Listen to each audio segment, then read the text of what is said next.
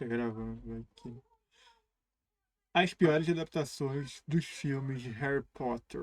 Vamos ver o que temos aqui. Você é um bruxo, Harry. Um quê? Filmes e livros têm uma pequena diferença entre si que interfere muito na hora de fazer uma adaptação. O livro te conta a história e o filme te mostra a história. É uma diferença sutil, mas que faz toda a diferença. Então imagine os filmes como livros, mas só os diálogos são ditos. As descrições de ações, personagens e cenários são mostrados pra você. Por isso que diálogos mega expositivos em filmes é tão criticado. Por que você vai falar quando você pode mostrar? Você tem a ferramenta visual, então usa ela. E na hora de adaptar um livro para um filme, um fator muito importante é o tempo de duração dele. Porque um livro pode ter um tempo indefinido, que leva em conta o número de páginas que o livro tem e a velocidade que o leitor lê. Mas eu acho que é um consenso que não dá para adaptar tudo de um livro de, sei lá, 1000 páginas em um filme de 2 horas. Fotos de rolas grandes.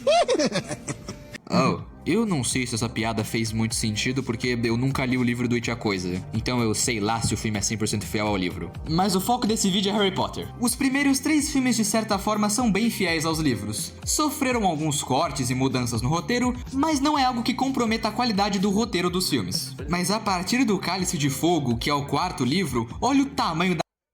Esse filme, eu... Desde antes de ler livros, essas coisas, eu sempre falo, nossa...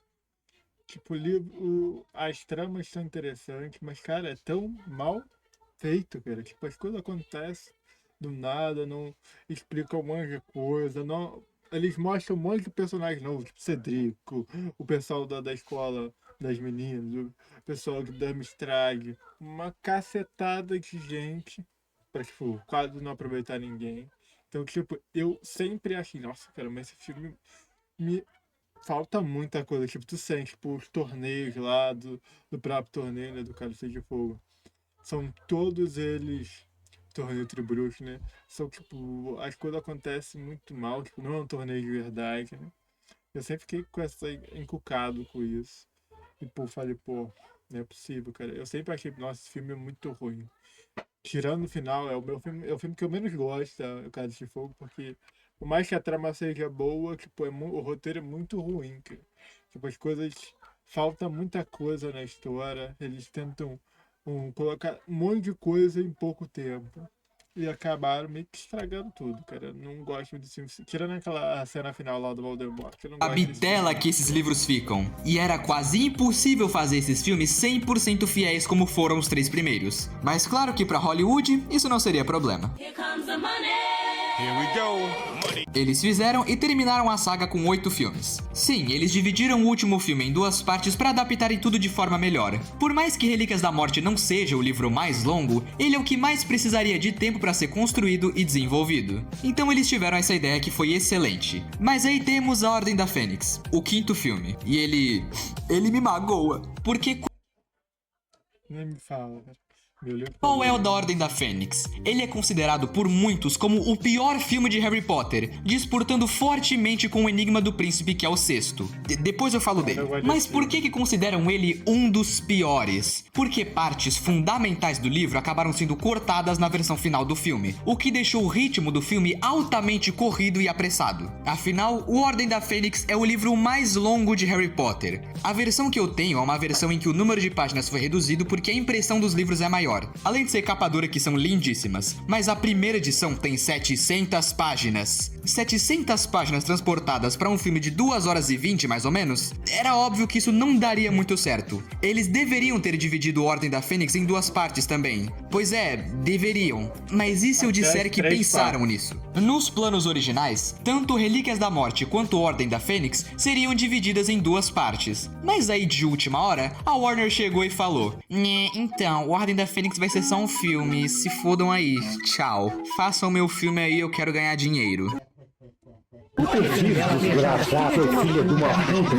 Então cortaram um monte de coisa e aceleraram outras, deixando um final muito corrido, afetando coisas fundamentais, como por exemplo a morte do Sirius Black, o padrinho do Harry Potter. No livro é deprimente a morte dele. Você sente de verdade o que o Harry sentiu, porque naquele momento ele era a única família dele. E assim, de uma hora pra outra, ele se vai. No livro tem toda essa pausa pro Harry processar esse ocorrido e pro leitor também, porque ele era um dos personagens mais queridos pela fanbase. Aí no filme ele só toma uma vada quedavra na cara, passa por um espelho de almas esquisitos, que no filme não explica aquilo, é só um espelho que tá lá no meio e tipo, foda-se. O Harry fica triste por meio segundo, solta um gritinho fofo, vai atrás da Bellatrix, chega o Voldemort, depois o Dumbledore, eles lutam e acaba o filme. Acaba assim, é rápido, do mesmo jeito que eu falei aqui. Mas eu não acho que Ordem da Fênix seja o pior filme de Harry Potter, porque esse posto vai pra Enigma do Príncipe, o 6º filme. Não dá pra falar que a Ordem da Fênix é o pior, que tem muita coisa boa no filme. O ruim é que falta muita coisa, é claro. Mas o que eu menos gosto é o Cálice de Fogo, por causa que falta muita coisa. Não que o filme é horrível, mas tipo, tu sente, cara, que tá faltando tudo.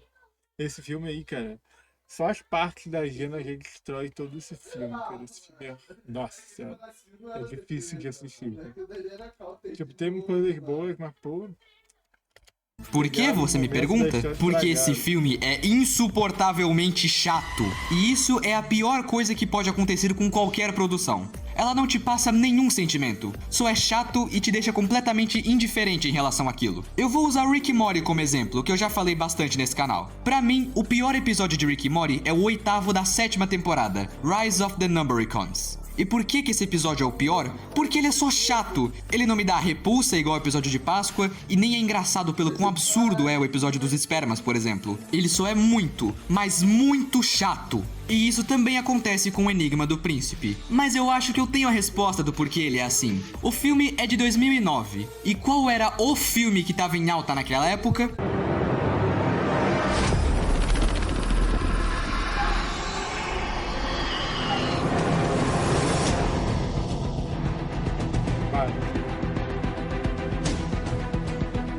Se você lembrar bem, a trilogia do Batman dirigida pelo Christopher Nolan estava em alta. Até porque um ano antes, o Cavaleiro das Trevas tinha sido lançado, que dizem ser o melhor filme de super-herói de todos os tempos, que eu nunca vi.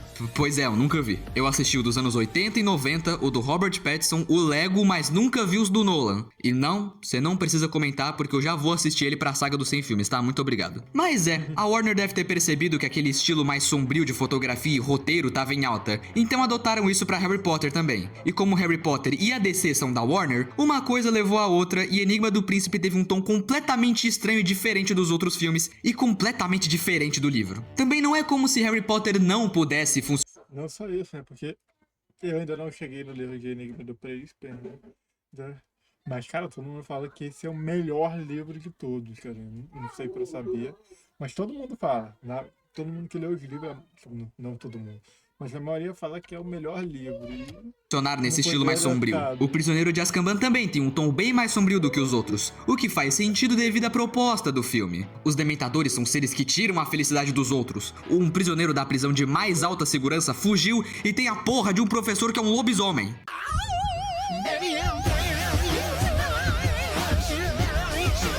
Tanto o livro quanto o filme são mais sombrios porque a história deles necessita de um tom mais sombrio para aquela história funcionar. O filme do Enigma do Príncipe não precisava ter esse tom, só colocaram porque tava em alta. Eu só queria fazer um desabafo que, tudo bem, o Batman naquele estilo realista funciona, mas outros heróis como os X-Men, não! Eu preferi bem mais o Wolverine altamente amarelo e azul no Deadpool e Wolverine, e também o Ciclope todo azulão no Avengers Doomsday. Eu acho muito melhor do que essas roupas pretas genéricas sem identidade nenhuma. E também o primeiro espetacular Homem-Aranha segue esse estilo, e eu honestamente não gosto nem um pouco do estilo desse filme. Não combina com Homem-Aranha, o traje dele é todo escuro.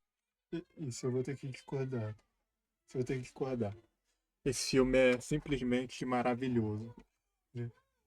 Tentaram pegar uma parte mais realista e o fato dele estar criando o próprio traje também, né? O filme é bom demais, cara. Foi mal, esse filme é sensacional, um dos meus filmes favoritos. Cara, A lente é amarela, cara. A lente dele é amarela. Só pra falar, tem lente amarela na da HQ também. Tá? Só que, tipo, o negócio dele é que ele te mostra ele fazendo o traje, como ele faz, as lentes de óculos escuros, cada parte, então, tipo, é coerente. Também tem o Homem de Aço, o Superman com um traje escuro e que só fica fazendo pose ao invés de salvar as pessoas. Eu não gosto do Homem de Aço. Então eu diria que tem casos que funcionam o estilo sombrio e outros que não funcionam. Harry Potter não funcionou em Enigma do Príncipe. Agora, eu não vou mais falar dos filmes separadamente, é mais aspectos gerais da história e principalmente dos personagens, porque a coisa mais mal feita na franquia inteira e que teve o cúmulo em Enigma do Príncipe é toda a construção do relacionamento entre o Harry e a Gina. Vamos lá. Nos filmes, a Gina é completamente apagada e não serve pra nada. Eu não consigo me lembrar de um momento relevante. Não me lembro disso. Não me lembro disso. A pior personagem de todos os tempos dos filmes, cara. É difícil de falar da Gina, que é tá no meu top 3 favoritos dos livros.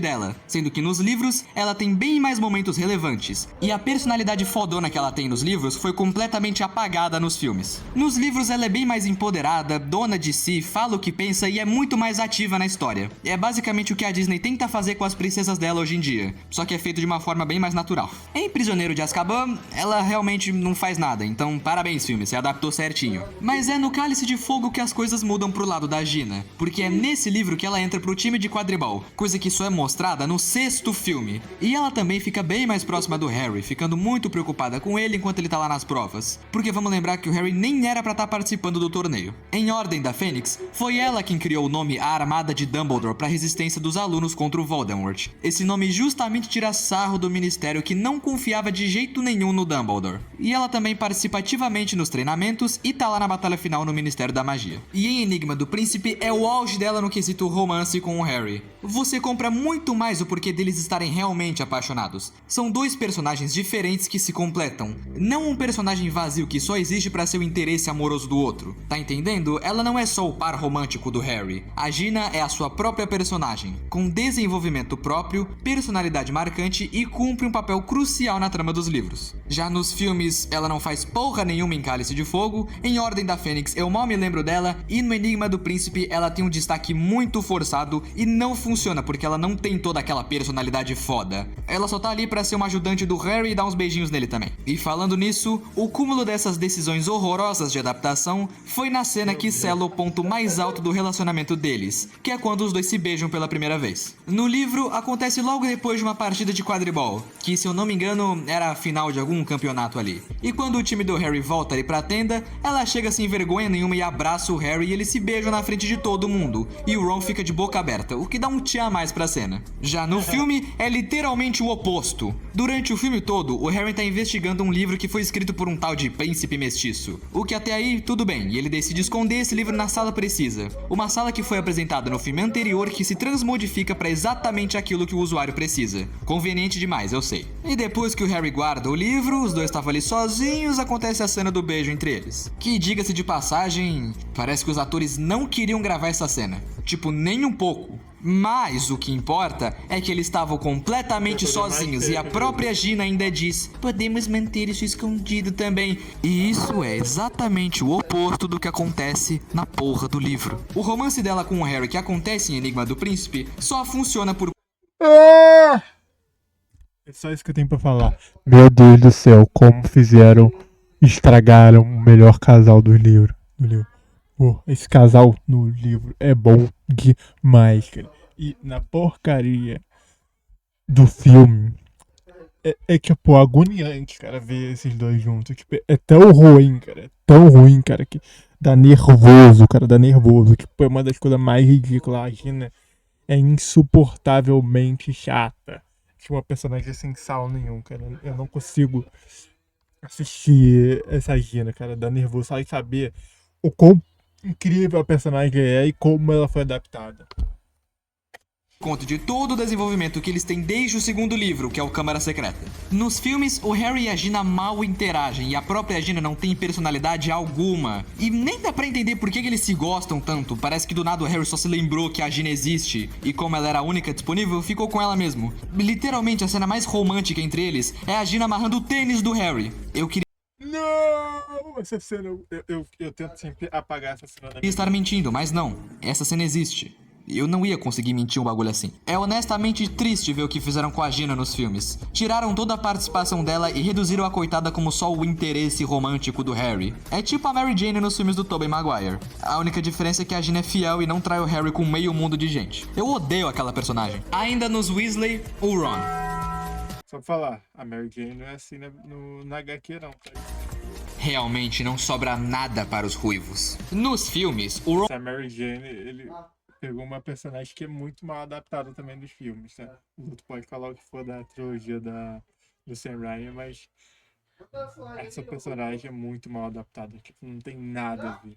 tem um papel principalmente de alívio cômico, coisa que ele também tem nos livros. Mas a principal diferença entre essas duas versões é que o Ron dos livros também é inteligente. Não mais inteligente que Hermione, óbvio, mas ainda assim ele é inteligente. Agora nos filmes ele é um completo imbecil, porque muitas falas dele que demonstram coragem e inteligência foram transportadas pra Hermione. E só falando dela rapidinho, eu acho ridículo como nos filmes ela é a porra de um dicionário humano. Qualquer coisinha diferente que os personagens veem, já vem Hermione contando tudo sobre aquela merda. Nome completo, nome dos pais, CPF, número de telefone, tudo. Eu sei que ela é inteligente e estuda bastante, mas ela não precisa ser uma Wikipédia ambulante. Por favor, acalmem-se, roteiristas. Até porque ela não sabe de tudo, né, cara? Ela é muito inteligente, é a mais inteligente, mas, pô, tem coisas do mundo bruxo que ela não sabe, já que ela não é do mundo bruxo, ela é do mundo trouxa, assim como o Harry. Quem sabe mais é o Ron, que é meu personagem favorito, só que nos filmes também é muito mal adaptado. E, pô, acho que o cúmulo da Hermione de saber tudo é a parte da sala precisa, cara. Aquilo é tão ridículo, tão ridículo. Ah, todo mundo procurando um lugar pra fazer... para eles treinar, né? Para eles poderem estudar lá em Ordem da Fênix, né? Aí chega lá, depois de todo mundo ficar procurando, o Neville acha a sala precisa. Aí ela fala, essa é a sala precisa. Fala o que é a sala precisa, explica o que é a sala precisa, que ela já sabia que a sala precisa, porque ela não falou antes. Sabe por quê? Porque ela não sabia. Só que inventaram isso nos filmes. isso cai no problema de diálogos expositivos que eu falei no começo do vídeo. Mas voltando pro Ron, os momentos de coragem e inteligência deles foram completamente cortados e transferidos pra Hermione. Então o que sobra pro personagem dele? Exatamente, o alívio cômico, que não é ruim de forma alguma, mas sabe, o Ron é bem mais que isso. Ele é bem mais que um alívio cômico. E o pior de tudo é que pra alguém que só viu os filmes, não faz o menor sentido a Hermione e o Ron terem ficado juntos no final. Porque em diversos momentos A trama dos elfos domésticos, cara, não existe, porque eles excluíram todos os elfos domésticos. O Dobby só apareceu uma vez, depois voltou só pra morrer, cara. E tem toda uma trama enorme em cima disso, que é o que faz o relacionamento deles acontecer. E no filme é só, tipo, eles são amigos, aí chega no final, eles destroem o Crux, a aguinha toda, beijo, aleatório. Tem porquê. Nossa. Principalmente no começo da saga, Só falar, eu amo filmes. Eu amo assistir filme. Eu assisto várias vezes no ano. Acho que é a saga que eu mais assisti na vida. Mas, pô, tem que ser sincero, né? Se for comparar com os livros, cara, é loucura a discrepância de como um é melhor que o outro. a Hermione sofria bullying por ser uma nerdola fodida. Isso acontece em ambas as versões. Mas nos filmes, o Ron também zoa a Hermione. Por que caralhos a Hermione ia gostar desse mano que é babaca com ela em diversos momentos? Sim, eles são um trio ali com o Harry, mas existem tantos momentos em que a Hermione podia esmurrar a cara do Ron que todo mundo ia passar pano pra ela. Se eu fosse Hermione, eu faria o mesmo. Porque não é zoeirinha de amigo, ele vai na onda de quem faz bullying com ela mesmo. Coisa que não acontece nos livros, muito pelo contrário, na verdade. Em diversos momentos ele defende Hermione do bullying, e uma das minhas cenas favoritas é quando o Snape esnoba Hermione, e o Ron responde ele sem o menor medo. O Snape, o professor que faz qualquer aluno de Hogwarts se borrar inteiro. Caguei nas calças e estou borrado. Caguei nas calças e estou borrado. E no filme, ele faz literalmente o contrário. Ele concorda com o Snape. Então o ponto é que, nos filmes, o Ron foi reduzido a um alívio cômico babaca. E pra alguém que só viu os filmes, faria muito mais sentido a Hermione ficar com o Harry no final. Eles sempre tiveram uma relação muito melhor que ela com o Ron. Eles sempre se apoiaram, se respeitaram e gostavam um do outro de verdade. A cena em que eles dançam na cabana em Relíquias da Morte depois que o Ron vai embora por conta da corrupção da Horcrux é uma das minhas cenas favoritas dos filmes. E mostra como a relação deles tem um senso de companhia. Acho que essa cena é vergonha alheia, mas tudo bem. companheirismo gigante. E essa é a palavra que define a relação deles nos filmes. Companheirismo. Mas aí também fica foda, né? O romance do Harry é mal construído e o da Hermione também. Você pode mesmo julgar um fã que só viu os filmes por achar que eles seriam um casal melhor? Porque do jeito que ficou essa merda, seria melhor mesmo. E pra fechar com chave de ouro, o Voldemort morrendo parecendo que o Thanos estalou os dedos.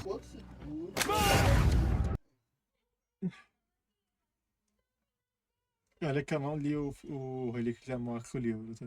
Mas eu sei que tem todo o negócio dele ser já o significado da morte dele, ele, tipo, ele morrer igual um humano normal, porque é isso que ele é. E aí eles fazem como se ele fosse um ser superior que desintegra, nossa.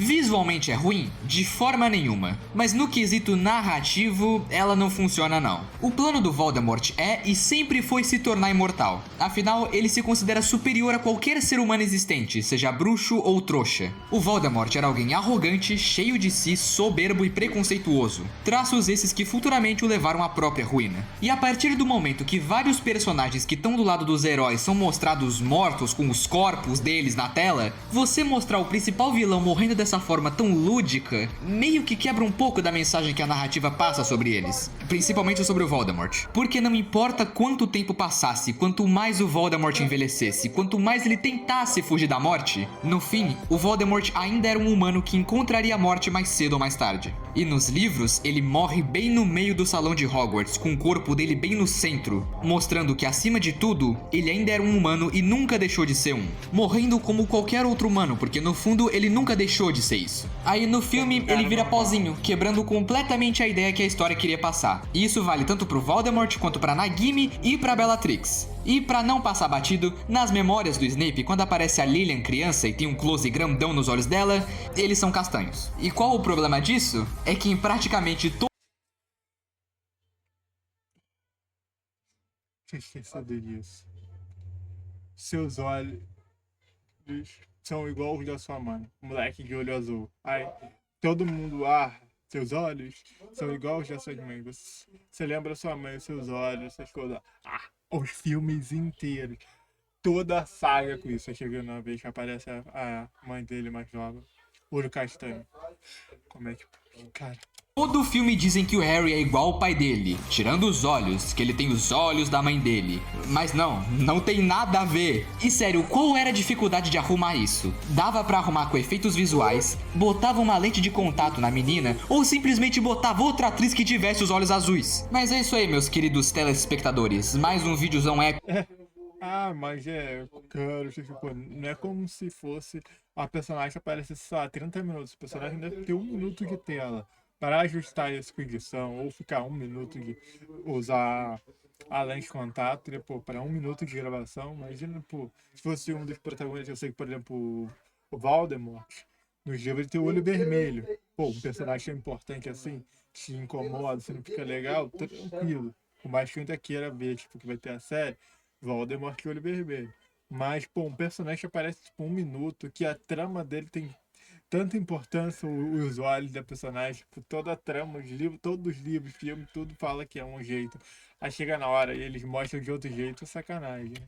Fico aí pra vocês. E antes que venha qualquer um encher o meu saco, porque eu sei que tem muita gente chata que nem se dá o trabalho de ouvir o que os outros têm a dizer, agindo mais ou menos desse jeito aqui. Você não pode comprar o Hogwarts Legacy! Se você comprar aquele jogo, você vai estar dando dinheiro pra J.K. Rowling! Então não, eu não apoio nada das merdas que a J.K. Rowling fala e eu comprei os livros antes mesmo de todas as polêmicas dela acontecerem. Então eu simplesmente separo a criação do criador. E eu aproveito uma boa história criada por uma escritora que fez sim um bom trabalho nessa história. Mas sério, alguém por favor amordaça a boca da J.K. Rowling pra essa velha parar de falar merda por aí? Eu tenho o sonho de passar o Felipe Neto em inscritos, então por favor se inscreve aí. Me sigam nas minhas outras redes sociais, os links vão estar na descrição e lembrem-se, pode confiar em mim o seu entretenimento. Viu o Big Bob do canal Sabrina. Criou um Zé de Chapéu.